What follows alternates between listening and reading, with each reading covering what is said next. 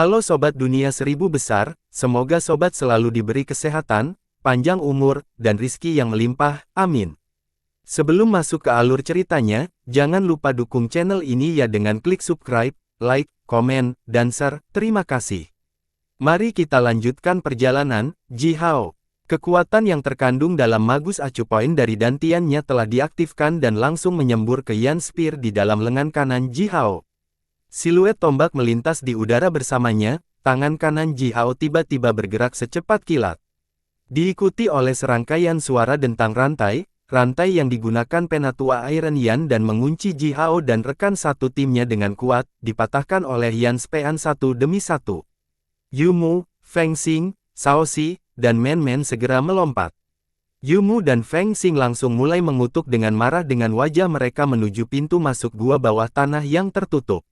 Mercrow dan dua bayi ular api ajaib, yang juga telah dikunci oleh rantai, melesat ke tubuh Ji Hao, menyemburkan aliran api besar dan awan asap tebal.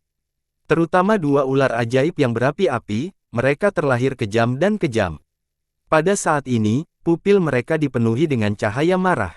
Jika Iron Yan kebetulan muncul di depan mereka sekarang, dua benda kecil ini, masing-masing telah tumbuh hingga setengah kaki panjang, pasti akan bergegas keluar dan mencabik-cabiknya.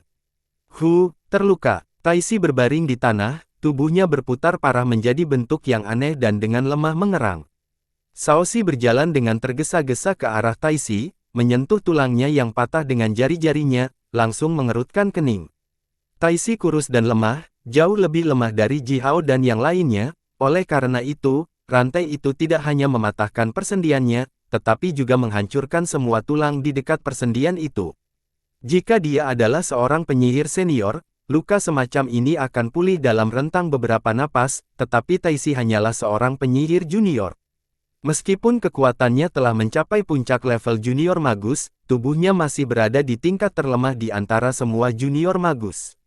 Ditambah dengan fakta bahwa kekuatan hidup yang terkandung di dalam tubuhnya sangat tipis, dia mungkin perlu beristirahat di tempat tidur selama beberapa tahun, untuk membiarkan tulang-tulang yang hancur itu pulih. Aku punya salep sumsum naga, di sini. Ji Hao mengeluarkan botol giok hitam seukuran kepalan tangan dan meletakkannya di dada Taisi, lalu berkata, cepat, oleskan ke luka Taisi. Di atasan, 1/4 jam dia akan pulih. Kami masih dalam bahaya, jangan buang waktu. Shaoxi menggertakkan giginya, melirik Ji Hao dengan keseriusan dan keraguan, lalu buru-buru mengambil botol giok dan mengeluarkan salep emas cian dari botol. Salep lengket mengeluarkan aroma yang harum, berbau seperti campuran bunga dan anggur. Shaoxi kemudian dengan hati-hati mengoleskan salep ke luka Taisi, di mana tulangnya hancur.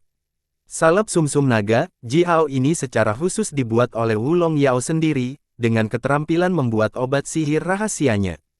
Tidak seperti salep sumsum naga biasa, yang biasanya menggunakan sumsum ular atau naga banjir. Salep Ji Hao terbuat dari sumsum naga sungguhan, yang merupakan beberapa naga air jahat yang dibunuh oleh Wulong Yao sendiri. Salep ini benar-benar obat ajaib kelas tertinggi.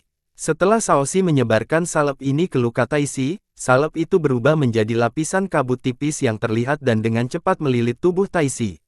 Suara raungan naga yang dalam terus-menerus datang dari kabut, bersamaan dengan itu, sendi berlubang Taisi mulai membengkak dengan kecepatan yang terlihat.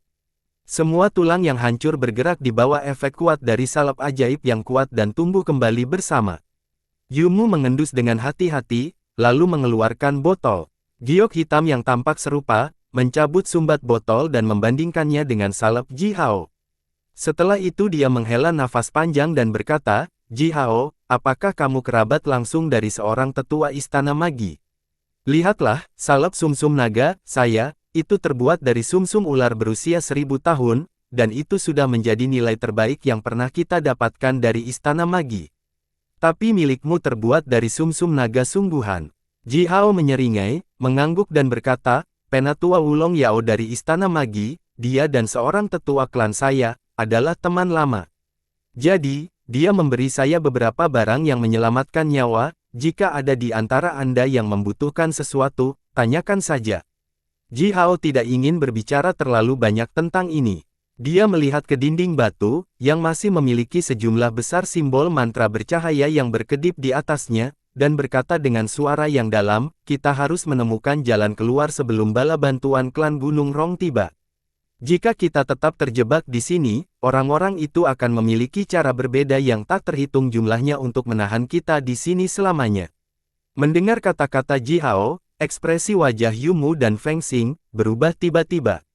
Mereka langsung berhenti mendiskusikan, salep sumsum naga, dan buru-buru mulai berlari di sekitar gua yang disegel. Feng Xing bahkan mengeluarkan belati dan melemparkan hampir 1000 peretasan di dinding batu gua dalam sekejap, membuat serangkaian suara benturan yang menusuk telinga dan menciptakan percikan api dalam jumlah besar sehingga seluruh gua menyala karena mereka. Ini adalah tambang kristal sihir yang beradaptasi semua, dan kristal sihir yang telah ditemukan di sini semuanya adalah kelas tertinggi. Bahkan sepotong kecil beratnya 5000 batu. Jadi masuk akal untuk mengatakan bahwa batu dan batu di daerah ini juga sangat padat, dan bahkan memiliki kepadatan ribuan kali lebih tinggi daripada logam biasa. Oleh karena itu, cukup sulit untuk menembus dinding batu ini. Selain itu, orang-orang klan Gunung Rong telah menyegel seluruh gua dan memperkuat dinding batu dengan sihir khusus. Lebih dari 1000 peretasan yang diluncurkan oleh Feng Xing dengan kekuatan penuhnya, hanya meninggalkan ribuan tanda putih kecil, yang bahkan lebih kecil dari wijen, di dinding batu, gagal menjatuhkan bahkan sepotong batu. Aku tidak bisa melakukan ini, teriak Feng Xing sedikit tak berdaya, aku memang bisa bergerak cepat, tapi aku tidak memiliki kekuatan yang cukup, kita membutuhkan kekuatan yang jauh lebih besar. Kekuatan, Man-Man memiliki kekuatan. Man-Man berteriak gembira sambil menjatuhkan salah satu palunya dan mencengkeram gagang palu lainnya. Dia kemudian melompat ke udara, mengangkat palu raksasa dan menghancurkan pintu masuk tertutup gua bawah tanah ini dengan seluruh kekuatannya. Diikuti oleh ledakan yang menggelegar, Man-Man menjerit dan memantul kembali seperti bola karet. Dia jatuh ke tanah dan melolong kesakitan. Awan asap bercampur dengan aliran api langsung memenuhi seluruh gua. Setelah asap dan api menghilang, Ji Hao dan rekan satu tim lainnya buru-buru bergegas dan memeriksa pintu masuk yang disegel. Namun, mereka kecewa mengetahui bahwa palu Man-Man hanya meninggalkan penyok sedalam setengah inci di dinding batu. Meskipun Ji Hao selalu menjadi orang yang tenang, dia tidak bisa menahan diri untuk tidak berseru dalam hati di kepalanya ketika dia melihat penyok yang dangkal. Dinding batu ini dibentuk oleh lapisan batu yang dipelihara oleh kekuatan alam yang sangat padat dan murni selama bertahun-tahun yang tak terhitung jumlahnya.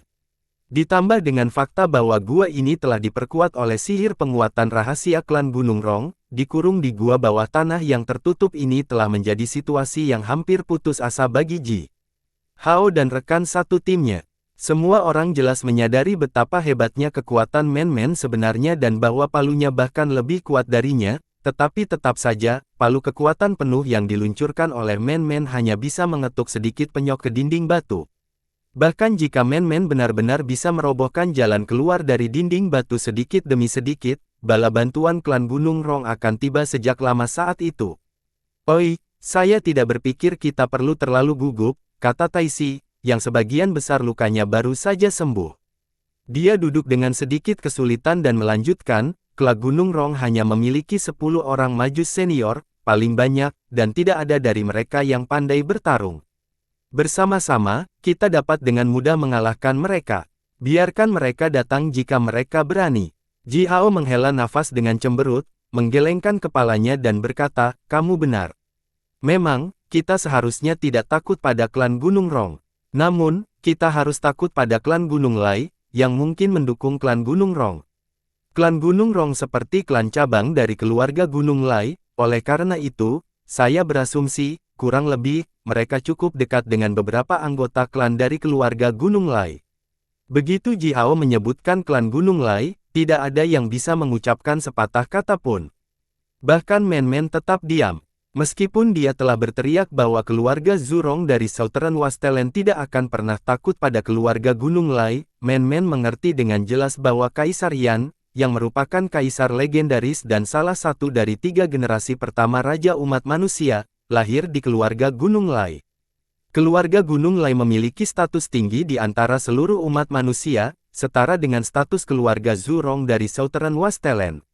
Jika klan Gunung Rong benar-benar membawa beberapa penyihir senior yang kuat dari keluarga Gunung Lai untuk berurusan dengan Ji Hao dan rekan satu timnya, tidak mungkin bagi Ji Hao dan rekan satu timnya untuk menang.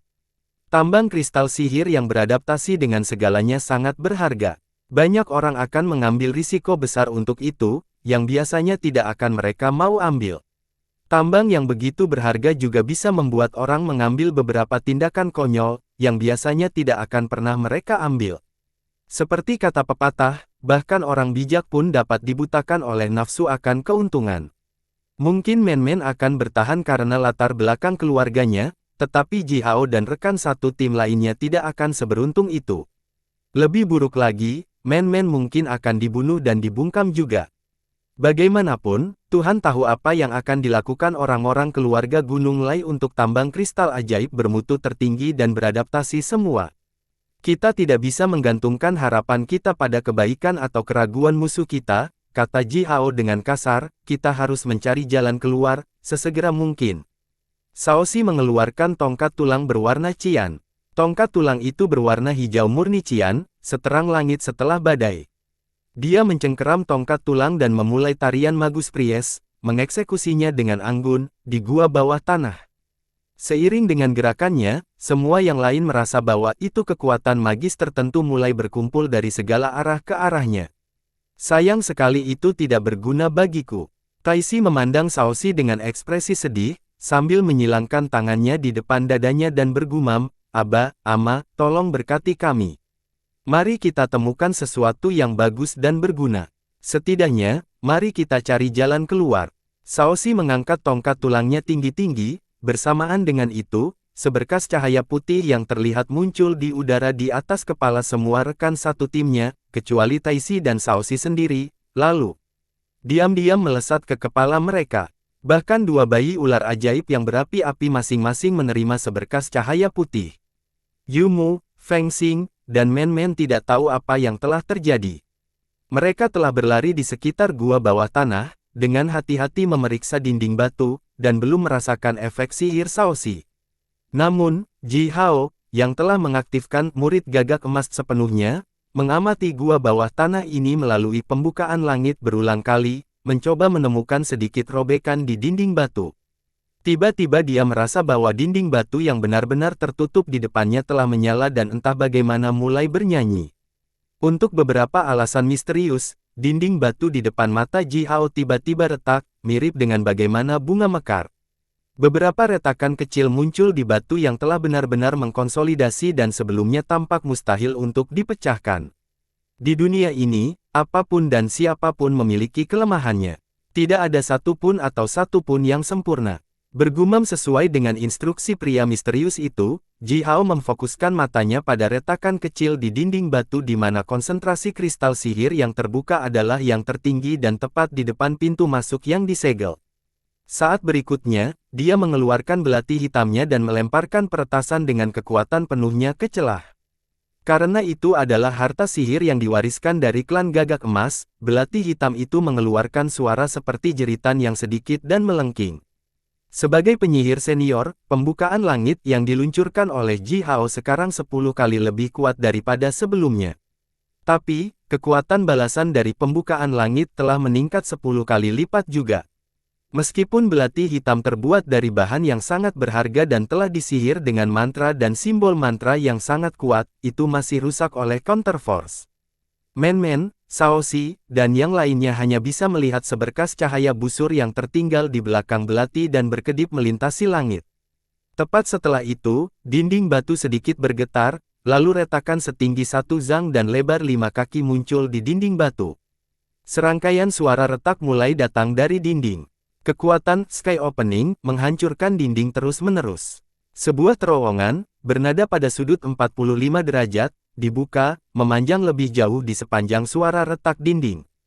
Sejumlah besar batu dan kristal sihir jatuh dari atas. Simbol mantra yang dilepaskan dari jimat, yang diaktifkan oleh orang-orang klan Gunung Rong untuk memperkuat dinding batu, dan telah berkedip melintasi dinding batu, mulai hancur. Tapi, kekuatan alam di gua bawah tanah ini sangat kaya dan murni, setiap simbol mantra yang telah hancur untuk segera pulih dengan memeliharanya dengan kekuatan alam yang padat. Secara bertahap, sejumlah besar simbol mantra berkumpul di sekitar pintu masuk terowongan. Bersamaan dengan itu, dinding batu mulai bergerak, mencoba untuk menutup kembali terowongan. "Ayo, ikuti aku, kalian semua," teriak Ji Hao dengan keras, "jika kamu tidak ingin terjebak di sini dan dibuang oleh orang-orang klan Gunung Rong nanti, ikuti aku." Angin kencang yang diubah dari kekuatan alam yang murni dan padat, bertiup keluar dari terowongan. Kekuatan alami yang terkandung dalam embusan angin sangat kaya dan murni, seperti anggur yang telah disimpan dengan sempurna selama ribuan tahun, hanya menciumnya akan membuat orang merasa mabuk. Setelah meneriakkan teriakan kepada yang lain, Ji Hao bergegas ke terowongan sebagai yang pertama, sambil melambaikan belati hitamnya, melemparkan berkas cahaya busur satu demi satu, mengiris simbol mantra itu, yang bergerak terus-menerus menuju terowongan, menjadi awan asap dan percikan api.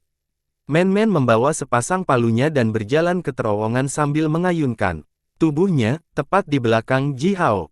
Dia selalu mempercayai Ji Hao tanpa ragu-ragu.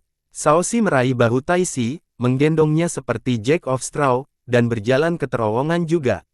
Pada saat yang sama, dia menoleh dan berkata kepada Yumu dan Feng Xing, "Ini adalah momen paling beruntungmu, kamu dapat dengan bebas memetik 9 tanaman ajaib, seharusnya baik-baik saja." Feng Xing dan Yumu saling melirik, lalu secara bersamaan berteriak melengking. Yumu segera mengambil panci raksasanya, yang ditembak rusak sebelumnya dan diperbaiki secara kasar oleh dirinya sendiri.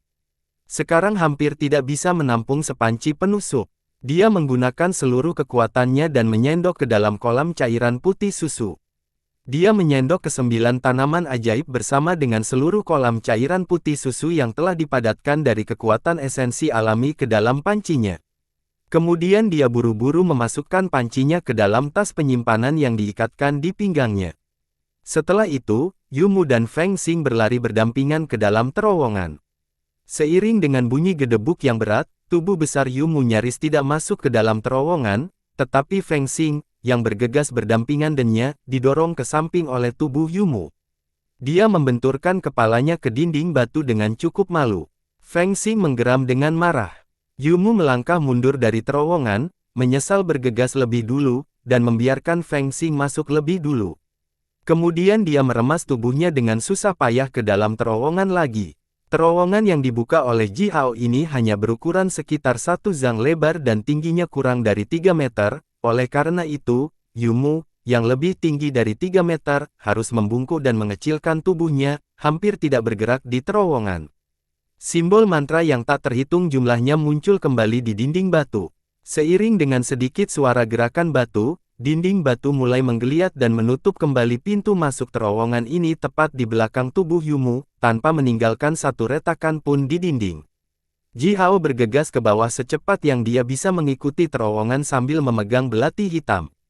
Kekuatan alami angin bertiup terus-menerus ke tubuhnya. Semakin jauh dia bergerak, semakin kencang anginnya. Ji Hao merasa seolah-olah dia kembali ke saat dia pertama kali tiba di Midland dari kehampaan. Mirip dengan sekarang, dia harus bergerak melawan angin kencang yang berubah dari kekuatan alam yang besar, selangkah demi selangkah dengan sangat susah payah. Aliran angin kekuatan alami berbenturan dengan tubuh Ji Hao dan mengeluarkan percikan api. Armor ketat yang dikenakan oleh Ji Hao diaktifkan secara otomatis, melepaskan lapisan cahaya jernih yang terang dan membungkus tubuh Ji Hao untuk mencegahnya dihancurkan oleh kekuatan alam luar biasa yang terkandung dalam angin. Tidak lama setelah itu, angin menjadi terlalu kencang. Ji Hao bahkan tidak bisa bergerak maju lagi.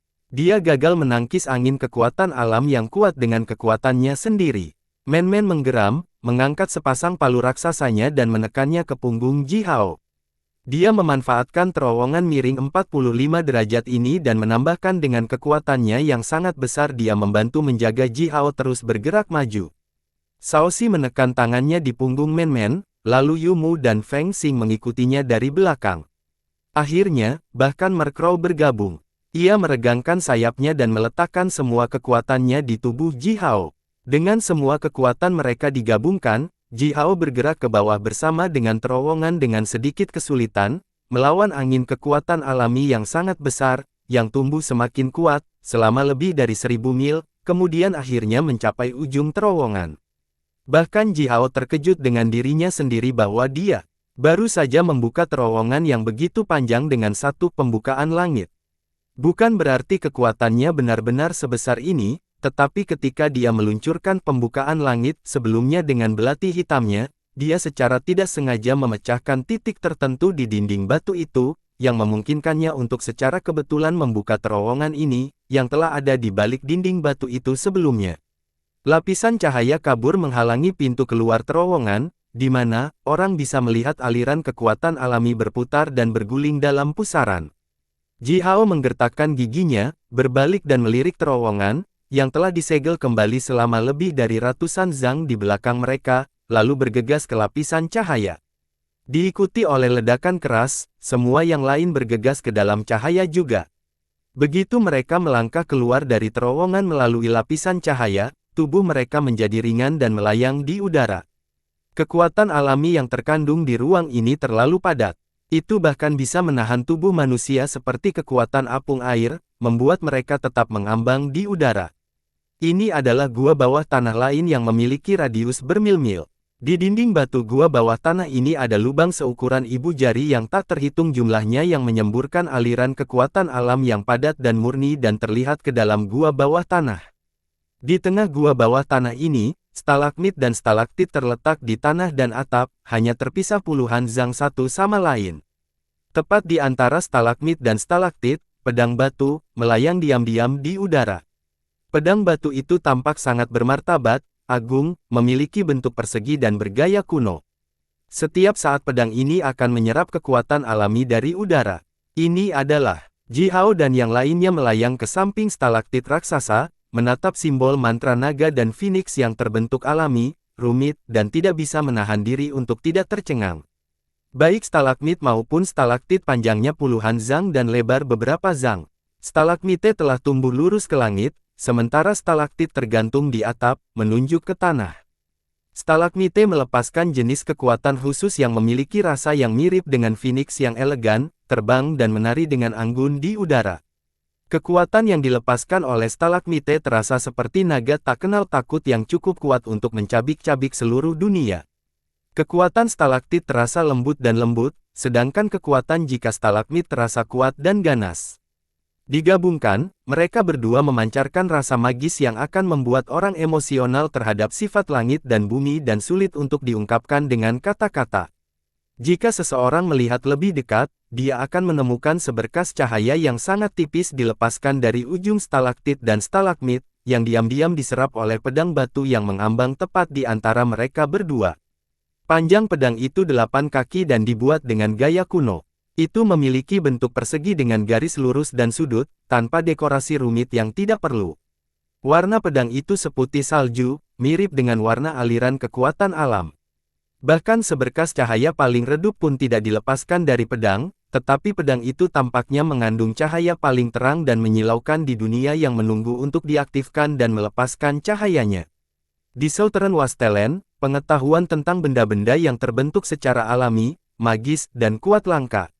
Ji Hao telah mempelajari klasifikasi semua jenis harta karun dunia ini hanya setelah bergabung dengan Istana Magi dari beberapa buku yang telah dia baca di waktu luangnya. Beberapa harta karun telah ada di alam semesta bahkan sebelum penciptaan dunia ini, yang disebut harta karun alam primordial oleh orang-orang. Mereka mampu menghancurkan semua jenis sihir, dan menghancurkan semua jenis kejahatan. Tidak ada satu orang atau benda pun yang bisa menahan kekuatannya, yang cukup besar untuk memecahkan kehampaan dan membangun kembali alam semesta primordial. Membunuh dengan harta seperti itu tidak akan memiliki pembalasan takdir. Harta karun semacam ini adalah yang paling berharga dan langka di antara semua harta karun di dunia. Lalu ada beberapa harta yang terbentuk secara alami pada saat dunia diciptakan. Harta karun yang lahir bersama dunia ini telah menerima bagian dari kekuatan dunia yang baru diciptakan. Harta karun semacam ini disebut harta roh yang menyertai dunia. Harta karun ini, yang diciptakan bersama dunia, memiliki bagian dari dunia di dalamnya dan terhubung dengan dunia. Mereka berbagi takdir mereka dengan dunia. Membunuh dengan harta karun semacam ini juga tidak akan memiliki pembalasan takdir. Dari harta karun ini, yang memiliki nilai tertinggi sebanding dengan kekuatan, harta karun alam primordial. Setelah penciptaan dunia ini, hukum dan kekuatan alam secara bertahap terbentuk dari kekacauan. Seiring berjalannya waktu, kekuatan alam primitif bergabung dengan batch pertama benda kerajinan, menjadi harta sihir buatan alami. Set Black Underworld Water Manipulating Banners dari klan Kera Air dan Potroh Selatan Zurong Tonggong adalah harta sihir buatan alami. Membunuh dengan harta karun semacam ini akan menyebabkan pembalasan takdir, tetapi karena harta karun semacam ini sangat kuat, pembalasan biasa tidak akan dapat membahayakan atau merusak mereka. Meskipun kekuatan, harta sihir buatan alami, tidak sebesar, harta karun alam primordial, atau, harta roh yang menyertai dunia, mereka masih cukup kuat untuk menguasai bagian tertentu dari dunia. Oleh karena itu, setiap klan atau organisasi yang kuat memiliki harta seperti itu untuk memperkuat status mereka dan membanjiri orang lain. Setelah dunia yang baru diciptakan menjadi stabil, energi yin dan yang muncul dari dunia ini dan 5 elemen alam telah terbagi. Oleh karena itu, mengikuti hukum alam dunia, berbagai jenis benda magis telah terbentuk secara alami di lokasi khusus, di mana mereka telah dipelihara oleh kekuatan alam. Benda-benda ajaib ini disebut senjata suci alami. Sebagian besar dari ini tersembunyi di gua-gua bawah tanah yang telah mengumpulkan sejumlah besar kekuatan alam dan sulit dijangkau orang. Harta karun semacam ini dipadatkan oleh kekuatan alam murni sedikit demi sedikit selama bertahun-tahun yang tak terhitung jumlahnya. Jika Anda dapat menemukan senjata suci alami dan berhasil memanipulasinya, Anda akan dapat menguasai sebidang tanah sendirian menggunakan kekuatannya. Keempat jenis harta yang disebutkan di atas dibentuk dan dipelihara oleh kekuatan alam dan sangat kuat. Mereka bisa menyebabkan efek yang sangat besar. Harta sihir dan alat yang dibuat oleh Magus Priest yang menggunakan semua jenis bahan berharga, berada di bawah 4 jenis harta karun ini. Harta sihir yang dibuat ini biasanya memiliki banyak keterbatasan dan kurang kuat dengan selisih yang besar. Mereka bahkan tidak bisa disebutkan dalam nafas yang sama dengan harta sihir yang terbentuk secara alami itu. Sementara Jihao mencoba mengingat semua yang telah dia baca tentang berbagai jenis harta sihir, dia meninggikan suaranya dan menceritakan apa yang dia ketahui tentang harta sihir yang terbentuk secara alami kepada rekan satu timnya. Saudara-saudariku, ini tidak diragukan lagi adalah senjata suci alami. Dengan upacara persembahan sederhana dan beberapa latihan siapapun dari kita dapat dengan bebas memanipulasi pedang ini. Ini akan lebih nyaman daripada memanipulasi harta sihir warisan dari klan kita sendiri. Perbedaannya adalah pedang ini akan jauh lebih kuat daripada harta sihir warisan kita sendiri. Seiring dengan peningkatan kekuatan kita sendiri, kita akan dapat melepaskan lebih banyak kekuatan yang terkandung dalam pedang ini. Kita tidak bisa meninggalkan senjata ampuh seperti itu kepada orang lain. Saya menyarankan kita masing-masing harus menembak dan melihat siapa di antara kita yang akan dipilih oleh pedang ini, bagaimana menurutmu? Jihao memandang yang lain sambil tersenyum dan berkata, meskipun senjata suci alami ini cukup memikat, Jihao sama sekali tidak bingung dengan daya pikatnya yang besar. Dia ingat dengan jelas dari sebuah buku yang dia baca di Istana Magi yang menunjukkan bahwa semua senjata suci alami adalah subjek spiritual dan magis. Bahkan jika Anda bisa melihatnya, senjata suci itu mungkin tidak mau menerima Anda sebagai pemiliknya. Untuk mendapatkan senjata suci alami, yang Anda butuhkan bukan hanya keberuntungan tetapi juga takdir yang tepat. Jika Anda berniat untuk gegabah dan bergegas untuk mengambil senjata suci, Anda mungkin berakhir dengan tangan kosong, atau lebih buruk lagi, Anda mungkin dirugikan oleh kekuatannya yang besar. Man-Man melihat pedang batu itu, buru-buru menggelengkan kepalanya dan berkata, pedang. Man-Man tidak suka senjata ringan seperti itu. Dia kemudian mengacungkan palunya dengan keras satu sama lain dan melanjutkan dengan bangga, palu Man-Man sangat bagus. Man-Man mencintai palunya. Feng Xing sedang berjuang dan melihat pedang batu itu untuk waktu yang cukup lama, lalu dia mengeluarkan busur panjangnya yang dibuat kasar dan berbentuk sederhana, berbalik dan mulai mengeluh, mengapa itu bukan busur? Tapi, bahkan jika itu busur, saya tidak tahan meninggalkan harta berharga yang diwariskan ini. Busur ini milik leluhurku, dan mungkin tidak kalah kuat dari senjata suci buatan alami itu. Aku tidak akan mencobanya. Aku sudah memutuskan. Yumu sama berjuangnya, sama seperti Feng Xing. Dia menggosok lapisan lemak di pinggangnya, menepuk kepalanya sendiri, lalu menundukkan kepalanya dan melihat tubuhnya yang raksasa setinggi lebih dari 3 meter, lalu menghela nafas panjang tanpa daya, dan berbalik. Lain kali, jika pot buatan alami muncul tepat di depan kita, tidak ada dari kalian yang harus mencoba kecuali aku. Tapi pedang, lihat aku. Apakah saya terlihat seperti orang pedang? Apa yang harus saya lakukan dengan pedang itu? Potong daging. Ujung pedang ini terlalu lurus bahkan tanpa sedikit busur, mungkin kurang berguna daripada pisau sungguhan bagiku. Nah, kalau begitu aku hanya bisa menggunakannya untuk memotong kayu. Lupakan saja, itu bukan tipe saya. Taisi dan Shaoxi bahkan tidak melirik pedang batu itu. Taisi mengangkat lengan kecilnya yang bertulang, menyeringai malu dan bertanya, Ji Hao, lihat aku, apakah menurutmu aku bahkan mampu menahannya? Melihat Tisi kecil yang kurus dan malang, Ji Hao mengangguk. Ya, itu benar, semua orang dari tim ini mampu memanipulasi pedang ini, semua orang kecuali Taisi. Adapun Shaoxi, cahaya putih ajaib berangsur-angsur muncul di matanya. Dia menatap Ji Hao dengan serius dan berkata, ini adalah takdirmu, Ji Hao, aku bisa melihatnya dengan jelas. Pedang batu ini telah mengharapkanmu, selama bertahun-tahun, suatu hari, namanya akan dikenal oleh seluruh dunia karena Anda, ini adalah. Sebelum Shaoxi menyelesaikan pidatonya yang seperti prediksi, bola matanya tiba-tiba berguling, menunjukkan bagian putih matanya. Pada saat yang sama dia tiba-tiba menyemburkan seteguk darah, sejauh lebih dari 7 hingga 8 meter. Ji Hao melirik Shaoxi dengan kaget. Dia kemudian mengangguk, dan berkata terus terang, kalau begitu, kali ini, saya akan mengambil pedang ini. Lain kali, jika kita menemukan lebih banyak harta seperti ini, aku tidak akan pernah turun tangan, itu seharusnya takdirmu. Mengambil napas dalam-dalam, Ji Hao bergerak perlahan menuju pedang batu. Ketika dia masih 100 zang dari pedang, dia dengan sopan dan sungguh-sungguh menangkupkan tangannya, dan membungkuk ke pedang batu. Pedang batu itu sedikit bergetar, bersamaan dengan itu, seberkas cahaya putih melesat keluar dari pedang dan mengelilingi Ji Hao. Setelah itu, pedang batu itu tiba-tiba menghilang. Di dalam ruang spiritual Ji Hao, pedang panjang yang bersinar samar-samar muncul diam-diam. Saat berikutnya, stalagmit dan stalaktit meledak secara bersamaan, siluet naga dan siluet phoenix langsung terangkat ke udara, berputar-putar dengan cepat di sekitar Ji Hao dan rekan satu timnya. Dipimpin oleh naga dan phoenix, aliran besar kekuatan alam mulai mengalir ke tubuh mereka. Kekuatan siluet naga itu hebat dan ganas sedangkan kekuatan siluet phoenix lembut dan ringan. Kekuatan siluet naga dan phoenix berubah menjadi embusan angin dan bertiup cepat melalui semua meridian semua anggota tim Ji Hao. Mata Yumu, Feng Xing, Taisi dan Shaoxi muncul secara bersamaan, menunjukkan senyum terkejut namun tidak percaya.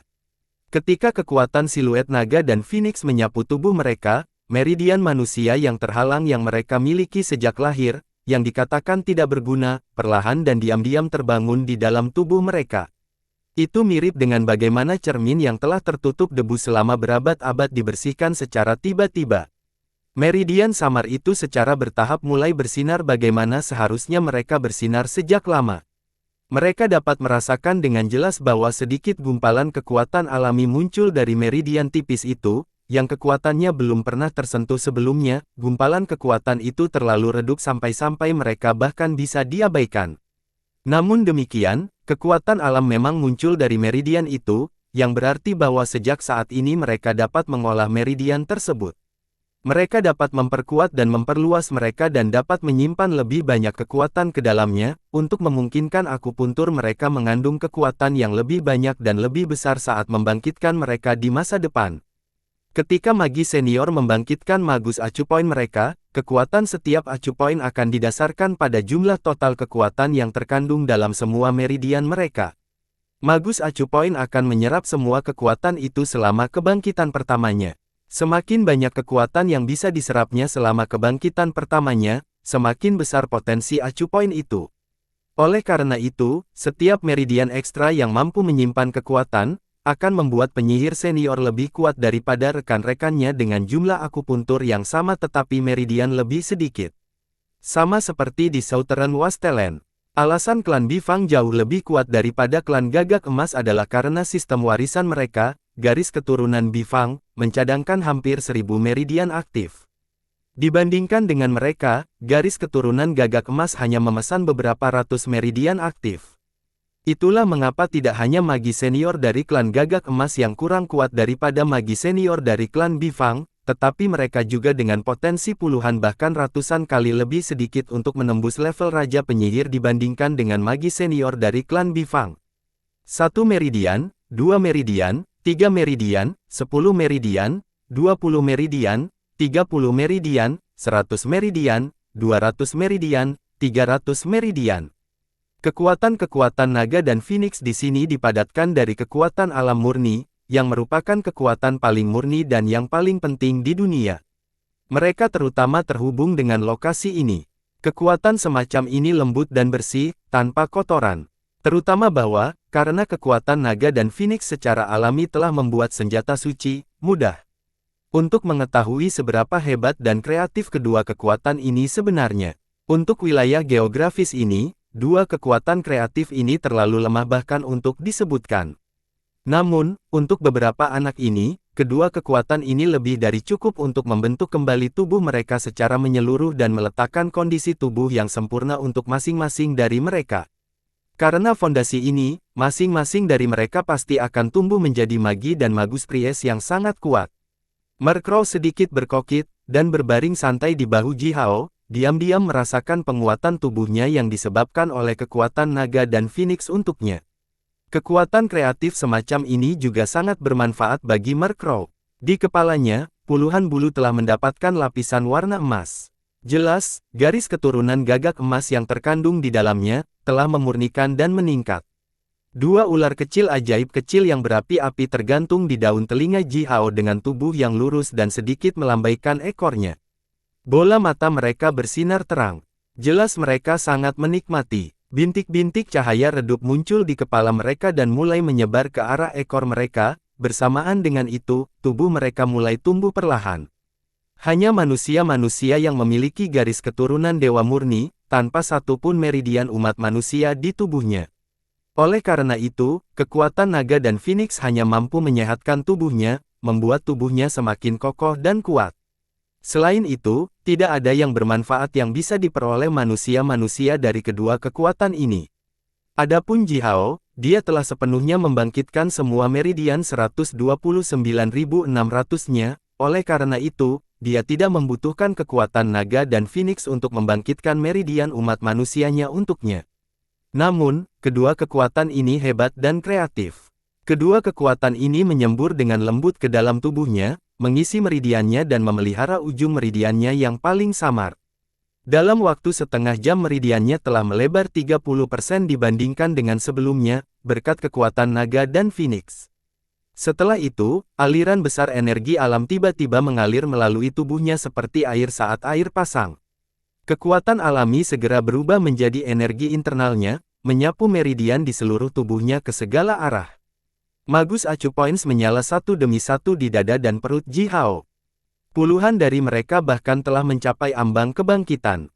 Yang perlu dilakukan Ji Hao hanyalah menghabiskan sedikit pemikiran dan titik akupuntur magus ini dapat ditembus dan dibangunkan oleh aliran kekuatan yang besar ini. Tidak hanya Ji Hao, tetapi tubuh Taixi, Shaoxi, Yumu, dan Feng Xing, bahkan Murkrow, memiliki jumlah titik cahaya yang menyala yang berbeda. Setiap titik cahaya bersinar redup atau terang dan berada di titik terbangun. Ji Hao mengamati yang lain dengan kekuatan spiritualnya dan terkejut menemukan bahwa Taixi adalah orang yang mendapatkan manfaat paling banyak dari proses penguatan tubuh ini. Mungkin karena tubuhnya adalah yang terburuk di antara semua anggota tim. Seluruh 3000 meridian baru telah terbangun di dalam tubuhnya. 3 anggota tim lainnya memiliki jumlah meridian baru yang berbeda terbangun, yang mendapatkan paling sedikit masih mendapatkan sekitar 2000 meridian baru.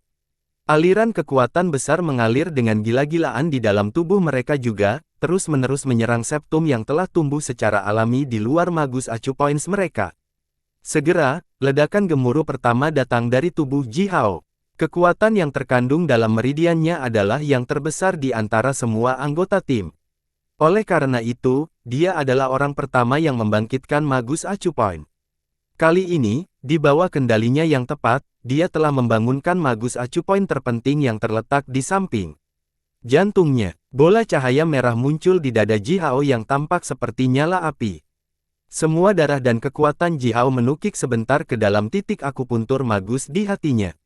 Kemudian mereka berubah menjadi tetesan darah pekat yang padat dan lengket, dan mengalir dengan cepat ke seluruh tubuhnya. Darah baru itu lebih berat dan lebih kuat. Setiap tetes darah baru ini bisa mengandung lebih banyak kekuatan garis keturunan. Jenis darah ini adalah kunci dari kekuatan hidup besar dan hampir tak ada habisnya dari senior magi yang memungkinkan mereka untuk pulih dalam sekejap dari semua jenis cedera serius selama pertempuran. Setelah akupun titik magus di jantungnya, Ji Hao membangunkan dua akupun titik magus penting yang terletak di paru-parunya. Bersamaan dengan itu, Ji Hao merasakan bahwa kapasitas paru-parunya telah meningkat ratusan kali lipat. Dia sekarang bisa membawa embusan angin kencang dari udara di sekitar tubuhnya, hanya dengan menarik napas dalam-dalam. Agar cukup kuat untuk bahkan mengangkat gunung dan mengisi lautan, atau memanipulasi aliran udara dengan bernapas dan tetap atletis dalam pertempuran selama yang dibutuhkan, sepasang paru-paru yang kuat dan produktif, yang dapat mengeluarkan gas limbah, menghirup udara segar dan terus memberikan kekuatan hidup bagi tubuh manusia, sangat diperlukan. Setelah paru-paru, ginjal, hati, limpa, Ji Hao sangat berhati-hati. Dia membangkitkan akupuntur magus terpenting yang terletak di organ dalamnya satu demi satu, menggunakan pengetahuan tentang tubuh manusia yang dia peroleh di kehidupan sebelumnya. Dengan demikian, ia meningkatkan fungsi organ dalamnya secara besar-besaran. Juga, dia memperkuat kekuatan somatiknya dan meletakkan dasar yang lebih baik untuk kultivasinya di masa depan. Secara bertahap, 9 Magus Acu Points mengeluarkan cahaya yang menembus mata di dada dan perut Ji Hao. Dengan semua kekuatan Phoenix dan naga yang telah menyembur ke tubuh Ji Hao sebelumnya, dia hanya bisa membuka 9 Magus Acu Points. Terlepas dari Yumu dan Feng Xing, yang telah menembus level penyihir senior beberapa tahun yang lalu, Tai Si dan Shao Xi sangat kontras dengan Ji Hao. Masing-masing dari mereka telah menyalakan ratusan Magus Acu Point berturut-turut. Bintik-bintik cahaya terang tanpa henti berkilau di tubuh mereka, sementara sejumlah besar kekuatan masuk dan keluar dari Magus Acu Point itu. Sepertinya cukup menakutkan. Ji Hao telah menyerap lebih banyak kekuatan alami daripada mereka berdua, lebih dari 10 kali lipat, tetapi dia hanya membangkitkan 8 Magus Acu Point baru. Ini dengan jelas menunjukkan betapa jauh lebih baik fondasi Ji Hao dibandingkan dengan mereka berdua. Embusan angin kencang yang berubah dari kekuatan alam yang hebat yang telah bertiup di dalam gua bawah tanah, secara bertahap menjadi tenang. Kekuatan naga dan Phoenix juga telah dikonsumsi. Mengeluarkan seteguk udara limbah terakhir, Ji Hao berteriak keras. Diikuti oleh suaranya, siluet pedang batu menyembur keluar dari tengah alisnya, berubah menjadi seberkas cahaya putih bersama dengan tubuhnya, dan menghantam keras di sudut gua bawah tanah ini. Dinding batu itu runtuh seketika bersama dengan serangkaian ledakan yang teredam.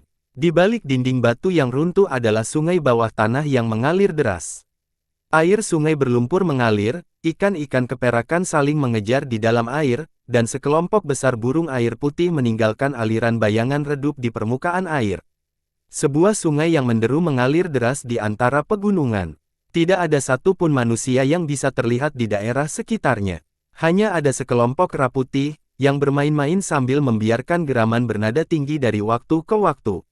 Sebuah kolom air vertikal naik tiba-tiba dari sungai dan menukik ke udara setinggi ratusan zang dari tanah. Ji Hao menghancurkan kolom air dengan pukulan, lalu melompat dari pintu keluar sungai bawah tanah, dengan tubuhnya mengepul. Dia mendarat di tanah, mengguncang tubuhnya sedikit lalu berlutut dengan satu lutut, terengah-engah dengan cepat. Beberapa kera putih paling ganas langsung berteriak pada Ji Hao, membawa tongkat kayu mereka yang berat dan besar dan bergegas menuju Ji Hao. Ji Hao mencibir dan tiba-tiba mengangkat kepalanya. Dia menatap ganas pada kera putih gemuk ini dengan sepasang pupil gagak emas yang bersinar terang.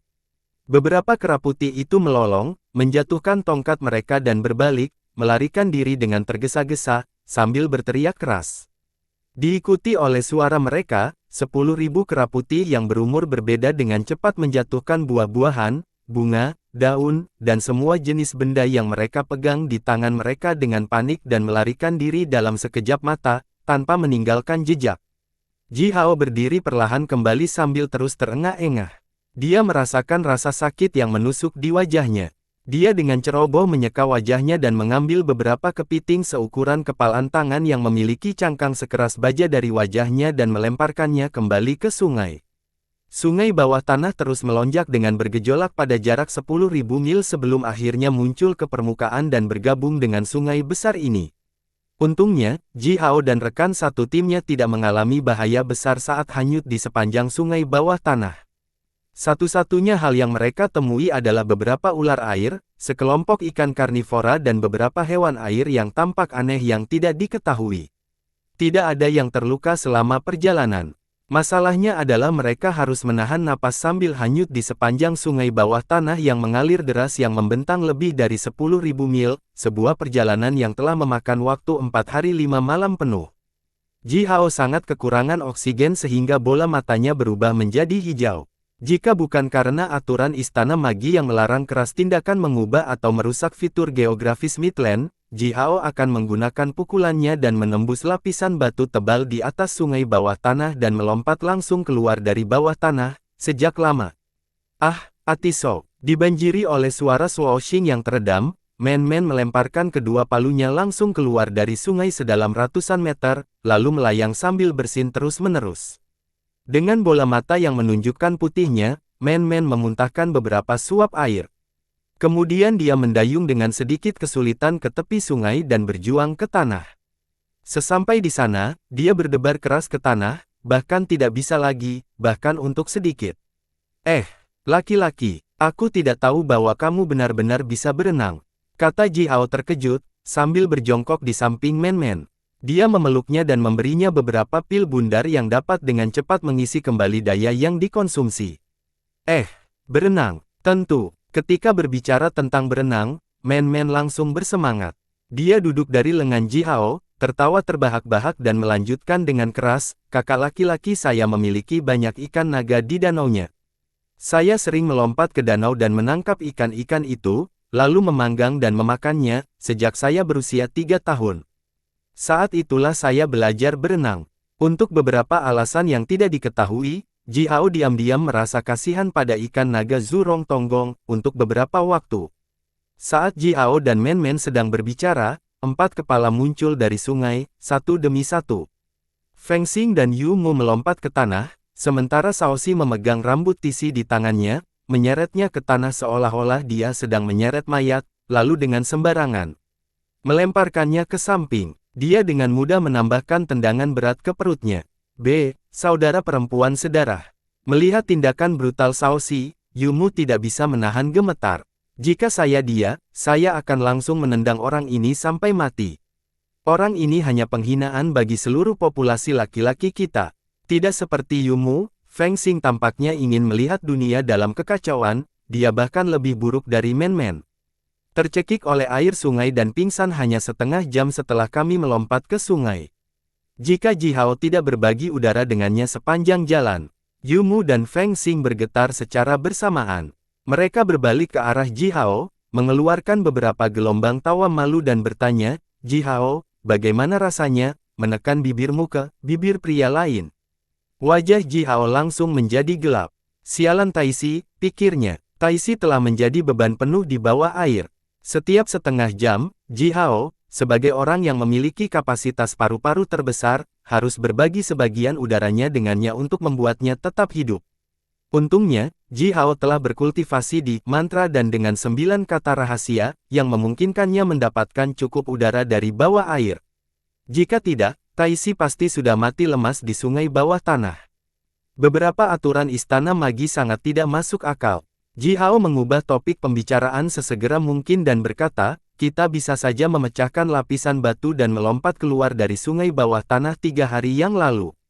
Kami sudah meninggalkan tambang kristal ajaib. Saat itu, lapisan batunya belum sepadat itu. Itu bukan aturan Istana Majus. Larangan itu dibuat oleh Raja Umat Manusia sendiri, desah Yu Mu dan berkata, sebenarnya larangan ini cukup masuk akal. Bayangkan, jika semua orang diizinkan untuk dengan bebas mengubah fitur geografis Midland, Midland mungkin sudah hancur. Ji Hao mencibir, lalu mengeluarkan beberapa botol pil dan menyerahkannya kepada rekan satu timnya. Setelah itu, dia buru-buru mengeluarkan jimat giok dan menjentikkannya dengan jarinya. Sepanjang gerakannya, jimat giok itu segera dibakar dan gumpalan asap cian langsung dengan cepat naik ke udara. Jimat giok itu terbakar dengan cepat, menjadi semakin kecil. Ji Hao buru-buru berbalik ke arah asap dan menyatakan apa yang terjadi pada timnya selama beberapa hari terakhir. Setelah selesai berbicara, dia menjentikkan jarinya lagi. Diikuti dengan gerakan Ji Hao, jimat giok itu berubah sepenuhnya menjadi gumpalan asap dan naik ke udara. Tidak lama setelah itu, gumpalan asap berubah menjadi panah, bersama dengan suara retak yang sangat keras, lalu terbang dengan cepat, menuju istana Majus. Jimat ini adalah pesan untuk Si Wenming. Tepat setelah itu, Ji Hao mengeluarkan beberapa jimat lagi dan menyampaikan pesan kepada Wulong Yao dan beberapa tutor master magi lainnya, yang cukup dekat dengannya. Menatap gumpalan asap cian yang membubung langsung ke udara, Yumu tiba-tiba menghela nafas dan bergumam, hanya bertanya-tanya apakah mereka akan menganggap kita sukses atau gagal sehubungan dengan tugas ini.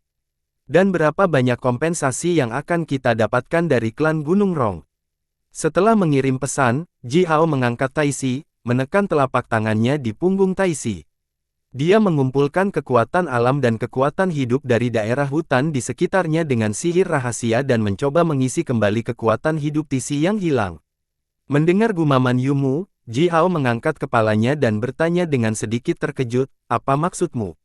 Bagaimana mungkin mereka memiliki keraguan? Kami adalah pihak yang bear dalam peristiwa tak terduga ini, bukan?"